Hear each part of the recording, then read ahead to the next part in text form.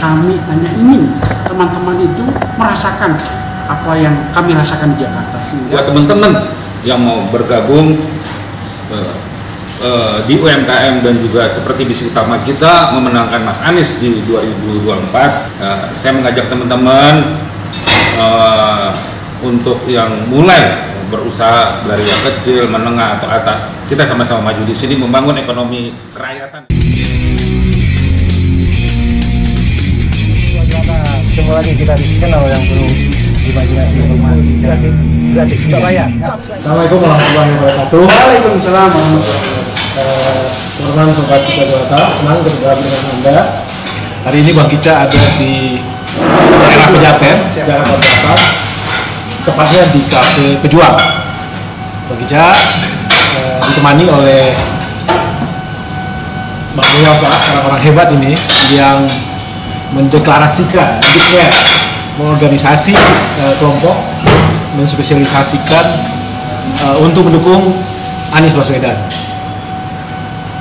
Ini Pak Joko ini adalah Ketua Umum Relawan PMKM Anies. Terima kasih Bang Kica. Yang memang organisasi ini agak unik karena tidak seperti relawan lainnya. Ini agak segmented yang mengkonsolidasi teman-teman UMKM. Tapi di atas semuanya kita harus tanya Pak Joko ini, kira-kira apa yang membuat arahnya ke Anies? Padahal ada Pak Ganjar, ada Pak Prabowo. Bisa nggak dijelaskan, Pak Joko? Terima kasih Bang Kica. Alhamdulillah, Assalamualaikum warahmatullahi wabarakatuh. Rekan juang UMKM Anies di seluruh Nusantara. Selamat bekerja di daerah masing-masing. Baik Bang Kica, UMKM Anies itu adalah satu wadah relawan dan kita legalitaskan menjadi PMKM Anies Indonesia Sejahtera. PMKM Anies pengusaha mikro kecil menengah manis bersama Mas Anies Indonesia Sejahtera. Kita berdeklarasi di 24 April 2022, saat itu 1 tahun yang lalu, dan kita sudah rapat kerja nasional dan alhamdulillah seperti Bang Kica sampaikan, kita sudah di 34 provinsi dan ada 6.300 binaan UMKM yang bergabung dengan kita. Kenapa sih kita harus memiliki wadah UMKM untuk berjuang bersama Mas Anies? Karena memang kita semua UMKM khususnya di Jakarta Bang Kica itu benar-benar diberi kesempatan yang luas oleh Mas Anies untuk meningkatkan pengusaha mikro kecil menengah menjadi naik kelas gitu, dengan tidak menurunkan pengusaha besar secara operasional. Nah, hal ini gagasan kemudian hasil kerja Mas Anies yang memang peluang diberikan kepada UMKM Anies di Jakarta, kami ingin menyebarluaskan kepada teman-teman binaan UMKM di seluruh Nusantara gitu, agar ikut merasakan. Saya yakin teman-teman tahu rekam jejak Mas Anies seperti apa dalam membangun Jakarta, infrastruktur, kemudian ekonomi melalui UMKM dan tentunya yang lain yang banyak ya, dan diapresiasi oleh warga internasional dan lain. Kami hanya ingin teman-teman itu merasakan apa yang kami rasakan di Jakarta, sehingga kita membentuk wadah ini untuk menyampaikan elektabilitas Mas Anies di provinsi-provinsi yang telah kita bentuk, agar mereka bersama-sama menjemput perubahan dari sekarang yang kita alami, regulasi pemerintah yang kurang menguntungkan teman-teman di daerah semua. Saya ingin kita sama-sama berpangku tangan untuk bisa menghantarkan Mas Anies menjadi presiden 2024. Itu adalah misi utama UMKM Anies. Dalam jangka pendek adalah ingin menghantarkan Mas Anies menjadi presiden 2024, dan dalam jangka panjang kita ingin membantu Mas Anies dalam memperbaiki perekonomian kerakyatan melalui wadah UMKM Anies tentunya. Terima kasih untuk sementara itu Bang Kica. Ya, makasih Pak Ketum, Pak Joko, luar biasa ya. Terlihat bahwa yang keluar itu benar-benar satu kristalisasi tekad yang kuat bahwa memang mendukung Pak Anies itu bukan mobilisasi tapi partisipasi. Siang di sini juga hadir Pak Raja yang merupakan bagian dari katakan Pak Joko relawan ini. Kita juga perlu tanya nih, minta pertanggungjawaban Pak Raja nih, kenapa ikut bergabung di PMKM Manis ini? Jujur, terima kasih kesempatan. Terima kasih. Jujur kita baru ketemu ini baru 2 minggu 3 minggu ini lah sejarahnya, kronologisnya lah. Dan memang dalam perjalanan UMKM ini seksi apa ya kalau dibilang menarik gitu loh, sehingga yang tadinya terus terang saya tidak berkecimpung. Saya melihat ini ada salah satu pejuang yang mana saya ini kan basicnya dari usaha, dan mungkin di sini bisa bersinergi. Jadi contoh lah kalau bisa bahwa kita main di UMKM itu bukan menengah ke bawah, kita akan maju setingkat dengan ya produsen-produsen yang sudah eksis saat ini gitu loh. Itu harapan saya. Jadi di sini saya melihat ada peluang di sini, ada jalan. Yang makanya itu saya berharap ketemu Pak Joko, dibantu dan dikasih jalan. Mudah-mudahan buat teman-teman yang mau bergabung di UMKM dan juga seperti misi utama kita memenangkan Mas Anies di 2024 bisa ya, yang tadi ditargetkan 50+1% itu bisa menuju ke sana. Sementara itulah kronologis awal saya itu, nanti kita lebih jauh lagi ya Pak. Itu awalnya saya bergabung di UMKM ini. Saya mengajak teman-teman untuk yang mulai berusaha dari yang kecil, menengah atau atas. Kita sama-sama maju di sini membangun ekonomi kerakyatan ya. Jadi kita bangun. Itu aja dulu dari saya ya Pak. Terima kasih. Assalamualaikum warahmatullahi wabarakatuh. Salam. Ya teman-teman, itu tadi adalah satu jawaban yang lugas dari seorang pelaku UMKM yang tidak mau disebut sebagai UMKM itu adalah yang tidak berdaya. Yaitu salah besar teman-teman. Justru UMKM adalah backbone dari negeri ini, dari perekonomian negeri ini pada saat kita dilanda krisis 98. Jadi UMKM adalah para pelaku-pelaku handal yang tidak perlu diberdayakan, tapi yang perlu adalah mendapatkan pemimpin yang paham akan distribusi keadilan sosial, bukan dalam bentuk bantuan segala macam, tapi pilihan kebijakan yang adil untuk semua.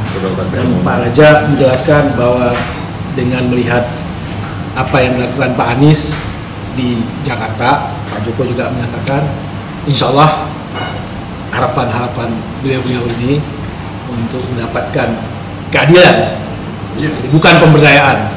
Para UMKM ini adalah orang-orang berdaya, orang-orang handal, orang-orang hebat.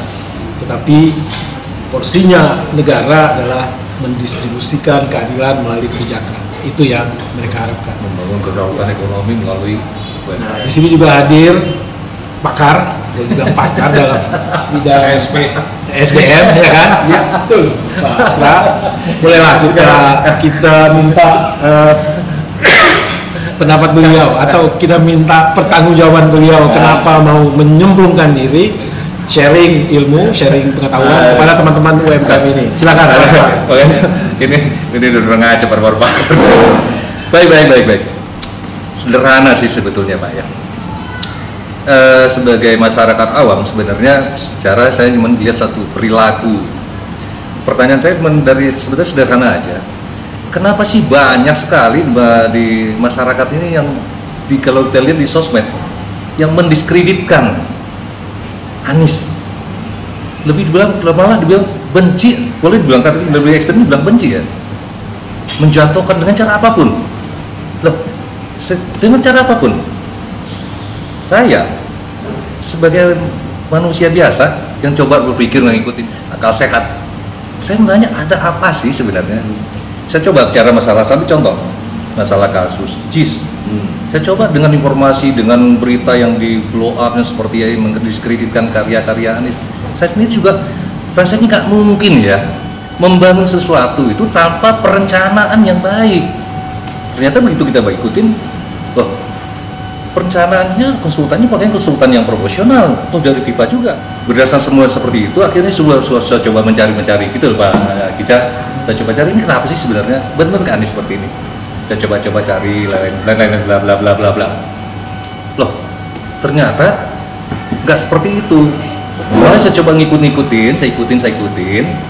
ternyata yang esensi yang paling utama sama pergerakan Pak Anies ini adalah bagaimana mensejahterakan dan konsep keadilan secara sosial, secara keseluruhannya. Dan itu diarahkan kepada bagaimana membangun kedaulatan ekonomi. Nah, saya juga berpikir kedaulatan ekonomi itu, secara bicara masalah kedaulatan ekonomi, berarti ekonomi itu dikuasai oleh rakyat. Perekonomi kerakyatan itu adalah pesan konstitusi, itu seharusnya. Itu pikiran saya. Nah, saya coba gitu Pak Kica. Sebetulnya yang benar itu adalah kedaulatan ekonomi itu dipegang oleh rakyat. Yang sekarang aktualisasinya UMKM. Nah, saya coba-coba, kemudian ada teman yang coba mencari, ya berminta kolaborasi sama memang sudah ada sama Pak Joko, UKM Manis, dan sama Pak Raja itu, Pak Raja ya, berpondok itu, ya sudah, saya coba sumbang pikiran.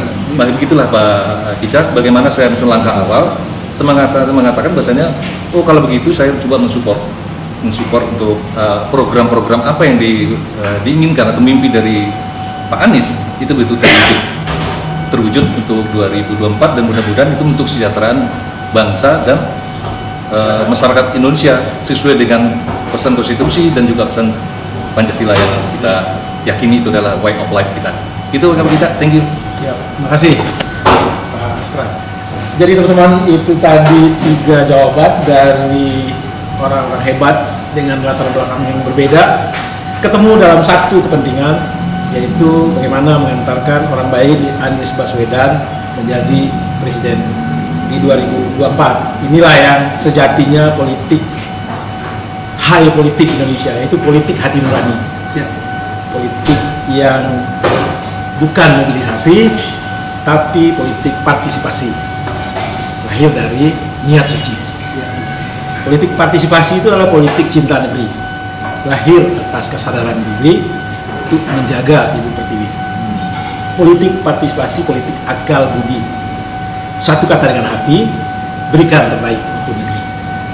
Politik partisipasi, politik manusia mandiri, sukarela biaya sendiri dengan niat tulus berbagi.